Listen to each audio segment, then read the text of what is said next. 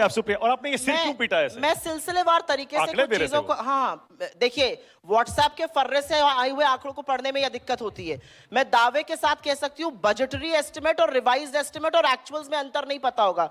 मैं आप बच्चों से कहती हूँ, आपके पिताजी मान लीजिए महीने का 1000 रुपए कमाते हैं और महीने की शुरुआत में यह डिसाइड होता है कि इस महीने हम 200 रुपए खाने पर खर्चा करेंगे।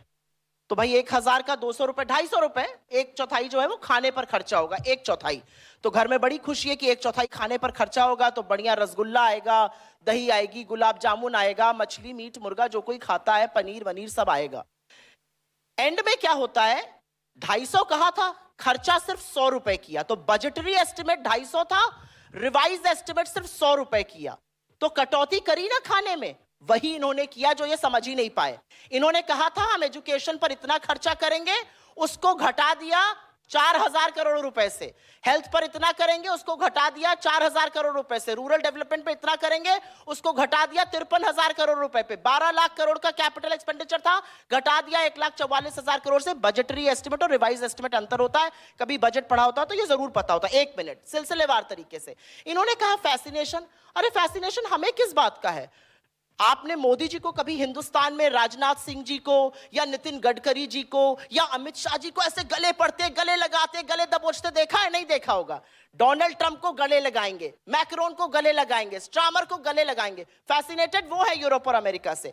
और अब बात करते हैं यहां पर जो इन्होंने, पर वो ठीक तो कह रहे हैं, वो ठीक कह रहे हैं। मुझे एक बात बताइए, वो सही तो कह रहे हैं। अपने यूपीए के टाइम से आप एनडीए को कंपेयर करेंगी, आप जीडीपी कंपेयर कर लीजिए, आप GDP to debt ratio compare कर लीजिए, बाकी सारी चीजें कंपेयर कर लीजिए। मैं बताती हूं आपको, हिंदुस्तान में 13 प्रधानमंत्री हुए थे मोदी जी के पहले, 13 ने मिलाकर 55 लाख करोड़ का डेट लिया था, 55 लाख करोड़ का कर्जा था।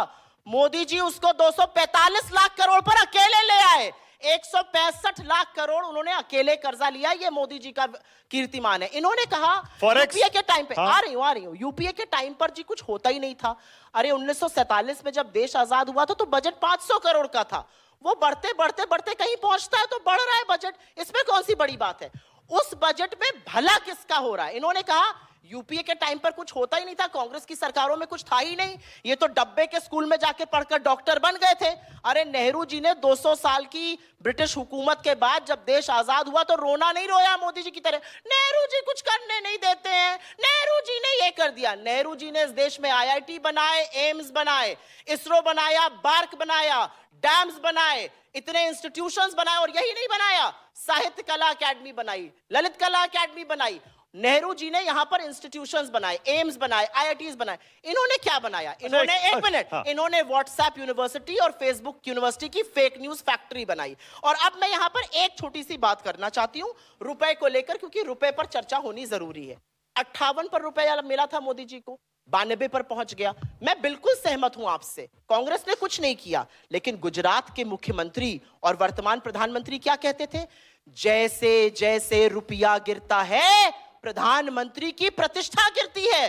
मैं शासन में बैठा हूं, मुझे पता है हिंदुस्तान का रुपया पतला होता जा रहा है, बांग्लादेश का रुपया पतला नहीं होता, पाकिस्तान का पतला नहीं होता। अब मोदी जी कहां हैं?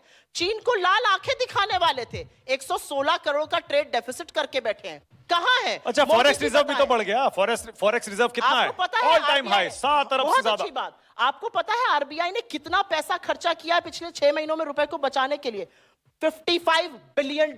और फिर भी रुपया नहीं बच पा रहा है। जब डॉलर इंडेक्स 2% गिरा तब भी रुपया गिरता रहा, सारी करेंसीज बढ़ी। और रुपया सिर्फ डॉलर के खिलाफ नहीं, पाउंड के खिलाफ, फ्रैंक के खिलाफ, सिंगापुर, ऑस्ट्रेलिया, क्रोना, सबके खिलाफ गिर रहा है।